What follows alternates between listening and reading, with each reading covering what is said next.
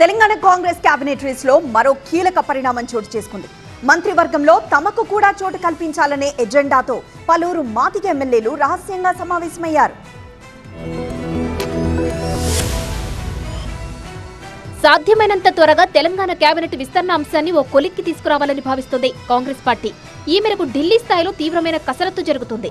ఢిల్లీ పెద్దలతో CM Revanth, TPCC chief Mahesh Kumar Goud ఇందుకు సంబంధించి భేటీలు కూడా నిర్వహించారు. దీంతో త్వరలోనే కేబినెట్ విస్తరణ అంశంపై ఓ క్లారిటీ రావచ్చని ఊహాగానాలు జోరందుకున్నాయి.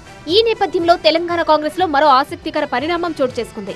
కేబినెట్ లో తమకు కూడా స్థానం కల్పించాలని ఆ పార్టీలోనే కొందరు మాదిగ ఎమ్మెల్యేలు కోరుతున్నారు. ఈ మేరకు పలువురు మాదిగ సామాజిక వర్గ ఎమ్మెల్యేలు రహస్యంగా సమావేశం కావడం ప్రాధాన్యత సంతరించుకుంది. అడ్లూరి లక్ష్మణ్, కవ్వంపల్లి లక్ష్మీకాంతారావు, మందుల సామేల్ ఈ భేటీకి హాజరయ్యారని, వేముల వీరేశం, కాలు యాదయ్య ఫోన్లో టచ్లోకి వచ్చారని తెలుస్తోంది. వారంతా అక్కడి నుంచే నేరుగా పార్టీ రాష్ట్ర వ్యవహారాల ఇన్ఛార్జ్ మీనాక్షి నటరాజన్తో ఫోన్లో మాట్లాడారు. వీరితో మాట్లాడిన మీనాక్షి రేపు స్వయంగా వచ్చి కలవాలని సూచించారు. మరోవైపు కేబినెట్ లో అసలైన మాదిగలు ఎవరూ లేరన్నది పలువురు ఎమ్మెల్యేల వాదన.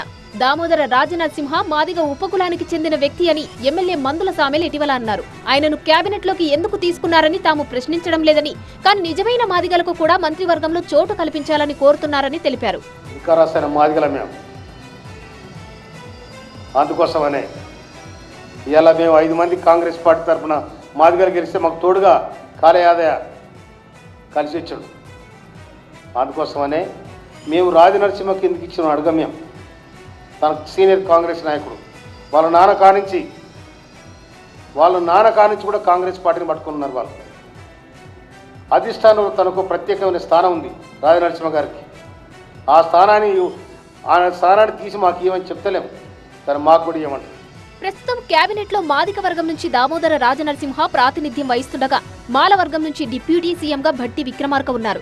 కేబినెట్ విస్తరణలో మాల వర్గానికి చెందిన వివేక్ వెంకటస్వామికి చోటు ఇస్తారనే ఊహాగానాల నేపథ్యంలో మాదిగ ఎమ్మెల్యేల రహస్య భేటీ వ్యవహారం ఆసక్తికరంగా మారింది.